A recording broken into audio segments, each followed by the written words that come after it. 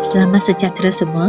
Hari ini kita akan belajar tentang 8.2.2 iaitu menyelesaikan masalah yang melibatkan vektor. Mari kita lihat contoh 1. Raja menunjukkan sebuah sisi 4 EFGH dengan keadaan vektor EH ini adalah H tolak 2X. So ini adalah vektor bagi EH. Kemudian vektor HG adalah KY. Vektor H ke G adalah KY. Dan vektor F ke G adalah KX. So itulah adalah vektor yang diberi dengan keadaan H dan K adalah pemalang.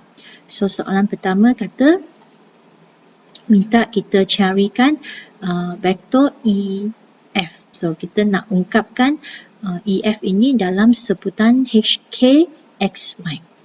So kita boleh tuliskan vektor EF ini sebenarnya sama dengan vektor EH tambah dengan vektor HG tambah dengan vektor GF. So itu akan membawakan kita vektor EF. So kemudian kita masukkan vektor EH kita iaitu H tolak 2 vektor X tambah dengan HG, H ke G arah yang sama. So kita boleh terus tulis KY dan kemudian kita nak vektor GH. Okey, vektor GH ini adalah vektor negatif kepada FG. Jadi kita kena tambah dengan negatif KX. Kemudian kita susun semula vektor ikut vektor X dan Y. So kita akan ada H tolak 2 tolak K untuk vektor X dan tambah dengan KY. Okay, jadi kita dapat vektor EF ini ditulis sebagai H tolak K tolak 2X tambah dengan KY. So itu cara kita selesaikan soalan A. So mari kita lihat soalan B pula. Soalan B kata cari nilai-nilai H jika EF ini sama dengan H tolak 2 per 6Y dan K adalah sama dengan 1/3. Okey, dan diberi EF ini dan sudah diberi dia sebagai H tolak 2 bahagi dengan 6Y. Okey, ini adalah vektor EF dan daripada bahagian A kita dapat cari EF ini, vektor EF ini sebagai H tolak 2 tolak K X tambah dengan KY. So dia adalah sama dengan yang diberi iaitu H tolak 2 per 6 vektor Y. So itu cara kita akan buat perbandingan. Kita bandingkan vektor Y dengan vektor H dia. Boleh.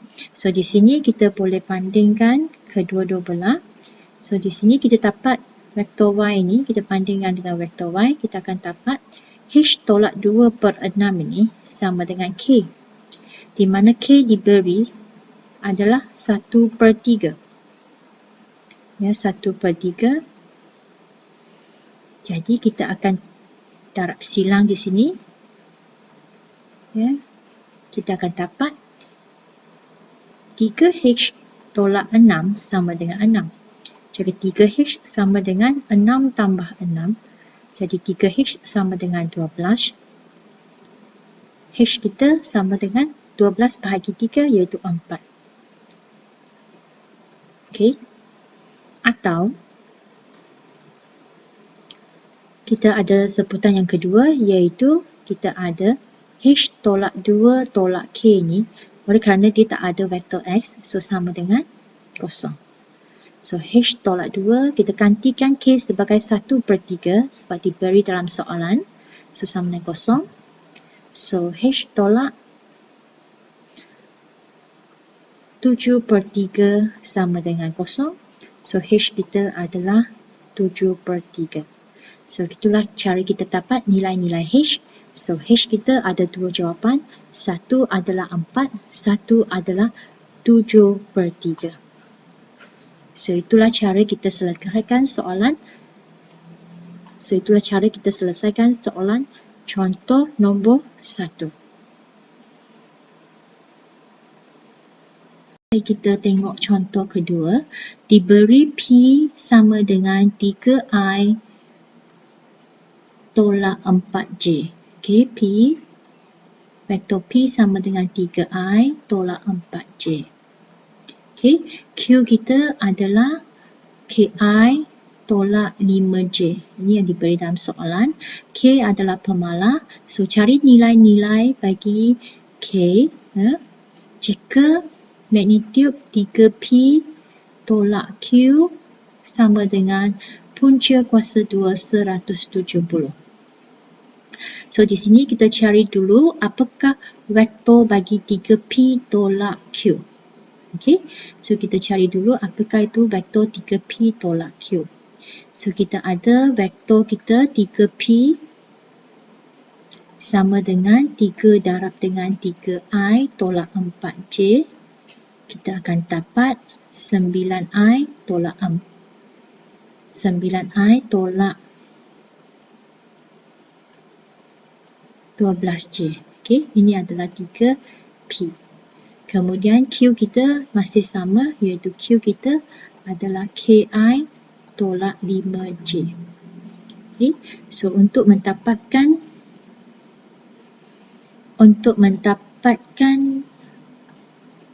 vektor bagi 3P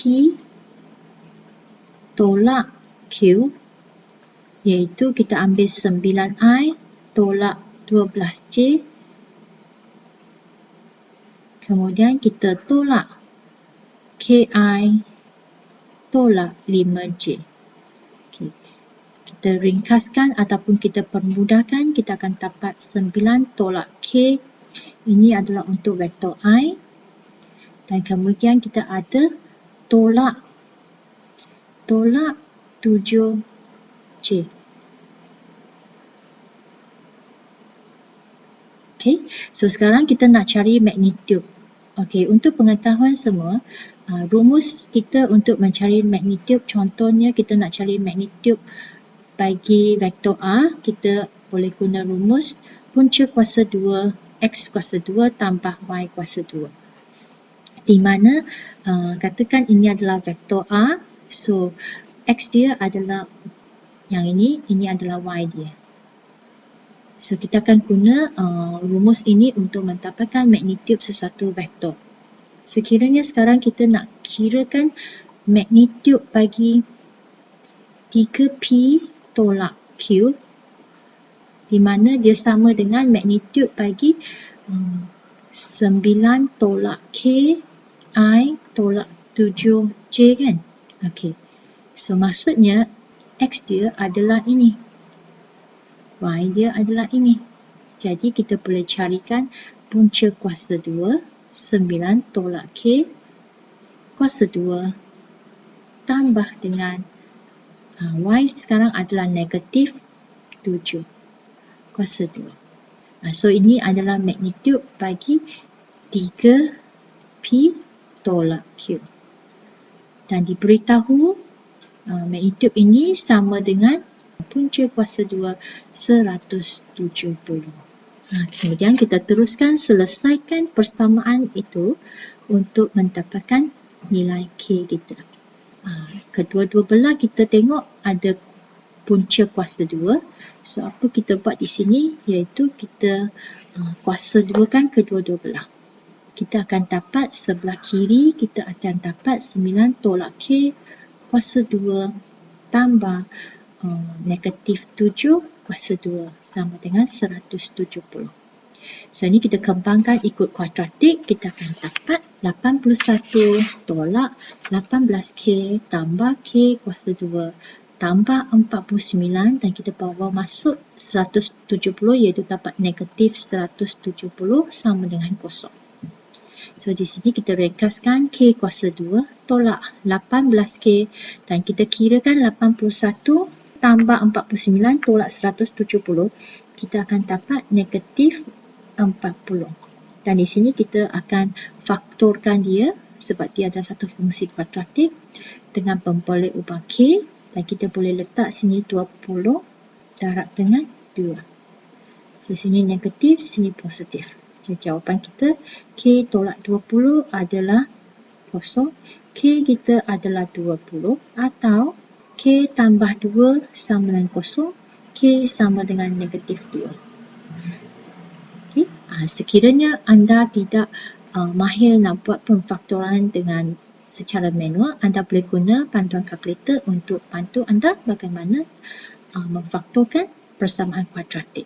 So, di sini dua jawapan yang kita dapat, K adalah 20 dan satu lagi K adalah negatif 2. So, inilah penyelesaian bagi contoh nombor 2. Okey, mari kita sambung contoh ketiga, iaitu Raja menunjukkan sebuah segitiga OAC. Ini adalah OAC, segitiga OAC, di mana B adalah satu titik di atas garis AC dan diberi vektor OA sama dengan A, OC sama dengan C dan nisbah panjang AB kepada BC adalah 1 kepada 3. So, di sini ada 1 dan BC adalah 3.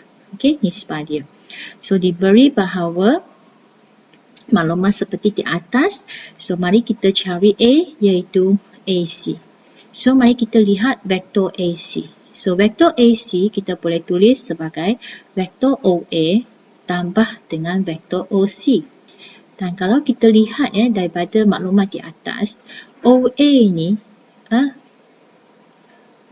ini diberi adalah A. Maka kalau AO merupakan vektor negatif. Vektor negatif kepada vektor OA. Jadi kita boleh letak negatif A sebagai vektor AO tambah dengan vektor C. Vektor OC adalah C. So, kita akan dapat jawapan kita adalah vektor C tolak A. Kita boleh tulis jawapan kita ini sebagai vektor bagi AC.